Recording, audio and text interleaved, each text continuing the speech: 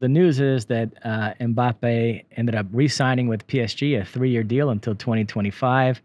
The figures are hard to pin down, but I'm seeing reports of more than $50 million a year net. Netto. Yeah, after taxes, and a signing bonus of well over $100 million. He also now owns the Eiffel Tower. Or at least half of it. The top half.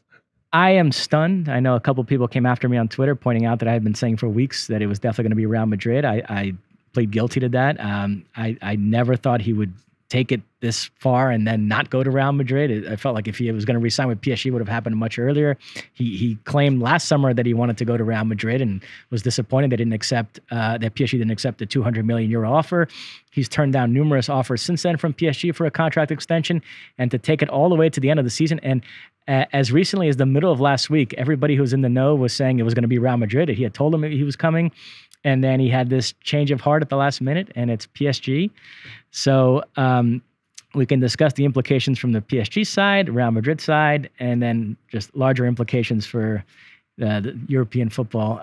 Very quickly, or go ahead. I just want to ask you, are you surprised just because all indications were that he was going? Because on the surface of this, a French star, a World Cup winner, getting to continue to play in France for not just any club, one of the great clubs in the world that's going to pay him a ridiculous amount of money, that shouldn't be so crazy. And I know we all have dreams and ambitions, and all of those for the greatest players in the world seem to lead through just, a handful of 5 different clubs there. And so that's seen as the next logical move. And so that in traditional logical moves, this didn't happen.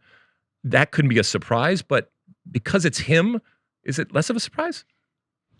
The interesting thing for me is there's a way he could have done this and not risked burning the Real Madrid bridge. He's young enough. It's a 3-year deal. And let's say he had signed this deal with an understanding that in 2 years, you'll let me go to Real Madrid. They'll pay a big transfer fee and you'll let me go then. And Real Madrid had been sort of on the loop and all this. And he had done that a while ago. Then I could see it because he'd still be arriving at Real Madrid at around the same age that Cristiano Ronaldo did when he left Manchester United. So I'd stay at PSG a couple more years, earn a crazy amount of money. I'd become their all-time leading scorer. Who knows, maybe win a Champions League. And then I go to Real Madrid. I'm still in my mid-20s and I have a lengthy, substantive part of my career happen there.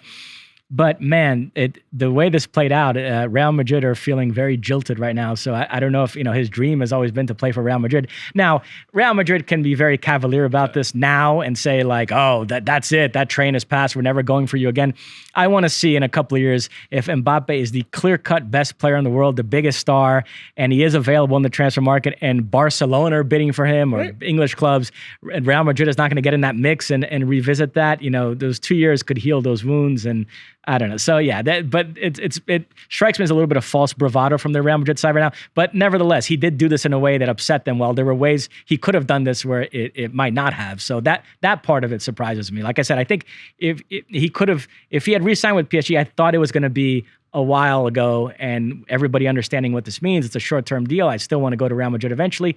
The way he took it till the very end, and we're giving Real Madrid every indication he was coming now, and then to pull the rug out from under them. What indication did he give you that he was going? Well, again, not me, but everybody. But no, in general. It's not like he had a press conference.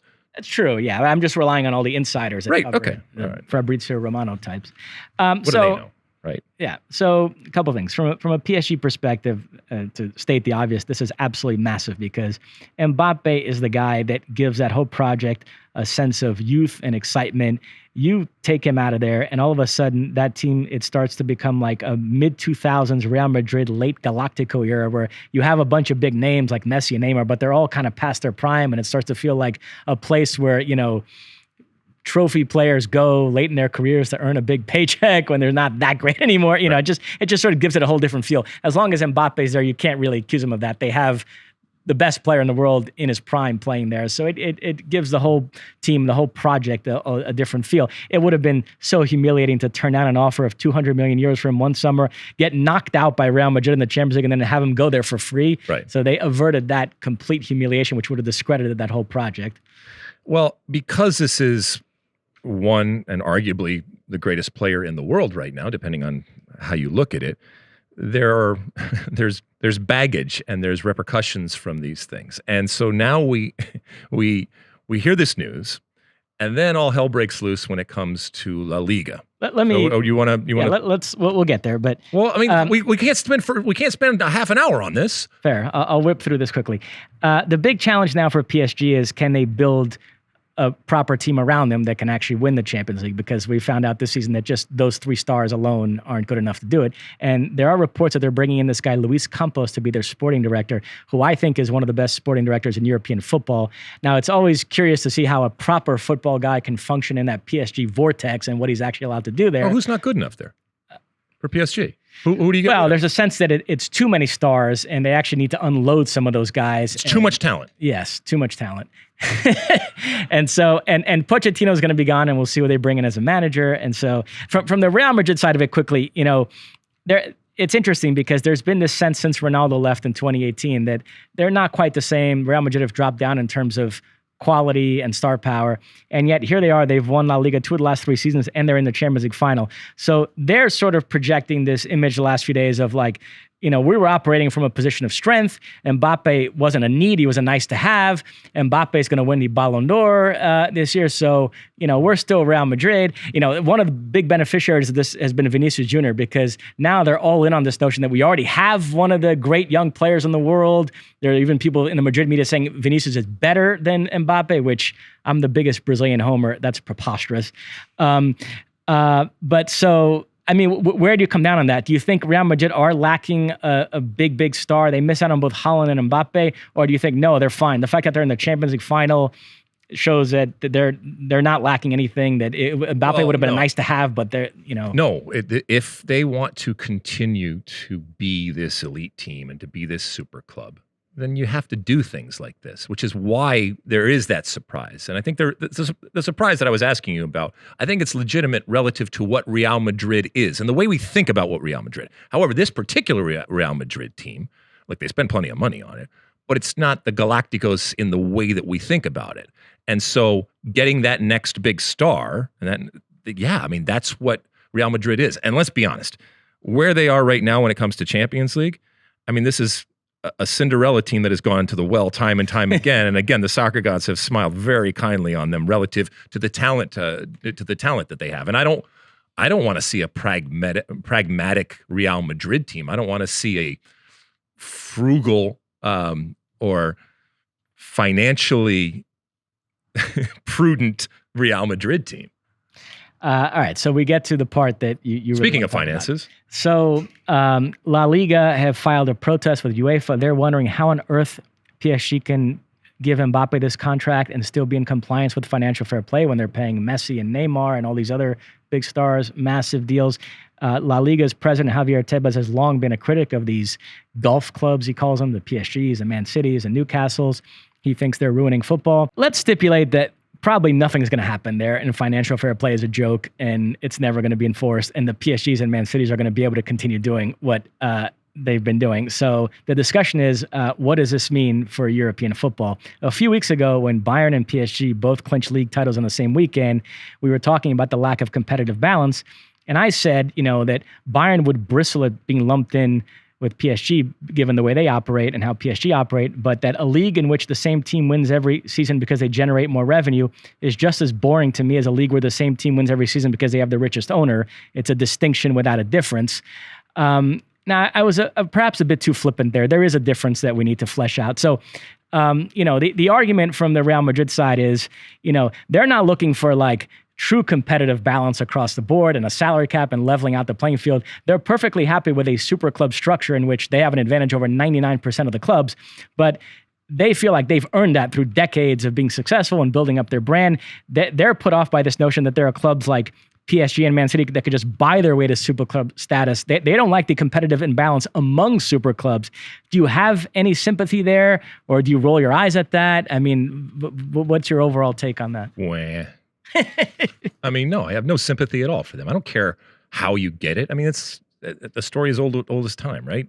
Nouveau riche, and old school, and no. I mean, the elites are always going to feel challenged when somebody comes into their club that they don't feel has either the proper background or the proper history or has done the things in the same way that they have. And they'll scream and yell. I do think that, first off, you mentioned financial fair play. I didn't even realize that was a thing anymore. I thought we got rid of that. I mean, is that really a thing anymore? I mean, it was announced and it was... During COVID, they relaxed the rules to help out the clubs, and now there's talk of them reinforcing them again. But it doesn't really matter about COVID. Either you enforce it or you don't. And we all know the loopholes and the sponsorship and stuff like that. So that they are complaining about this, it's again a messenger and the message, right? The message may in and of itself be legitimate in that there are things that are going on that maybe only certain teams can do. And you might even throw Real Madrid into that, but only certain teams are able to do that are beyond the pale and that are pushing the limits and maybe even over the limits of what initially the financial fair play things were designed to have a problem with. But that it's coming from Real Madrid and with the Super League in the rearview mirror and all that kind of stuff, it's kind of rich, pot, kettle, all that kind of stuff. So you either want true parity, let's talk about a salary cap, leveling out the playing field, but as long as you prefer this super club structure, you don't draw a big distinction between the Real Madrids and the PSGs. It's all kind of the same thing. Yeah, and it's all the same thing. So if you really want to try to have some, like you said, parity, you have to manufacture it. Because if you just give people who have lots and lots of money the ability to do stuff, they're going to do as much as they want. And then if somebody comes along that has even more money and you're going to get it bent out of shape because they're spending more money, come on. Now, while I may go on about the value that I see in parity and manufactured parity, there's another side to me that says if you're not going to do that, then I don't want any restrict. Do whatever the hell you want. If you want to, I talk all the time about super clubs. Those are the ones that are interest to me. Unless, like I said, unless Jesse Marsh is coaching Leeds or Stu Holden is an owner in Mallorca, I don't care about those clubs. I care about the big, bold, arrogant super clubs out there. They're what drive the narrative. And ultimately, when all is said and done, they're the ones that are providing the entertainment and the superstars and the talent and a lot of the competition that we're talking about. And I know that there's talent and I know that there's entertainment and interesting things that come from promotion, relegation, and smaller teams and smaller leagues and all that kind of stuff. But let's be honest, the reason why these teams or these leagues are now global brands is because of the money spent, because of the perception that money brings, and how exciting and enticing it is to a global audience out there. You like that clip? Well, my State of the Union podcast drops every week. Subscribe now on Apple Podcasts, Spotify, or wherever you get your podcasts.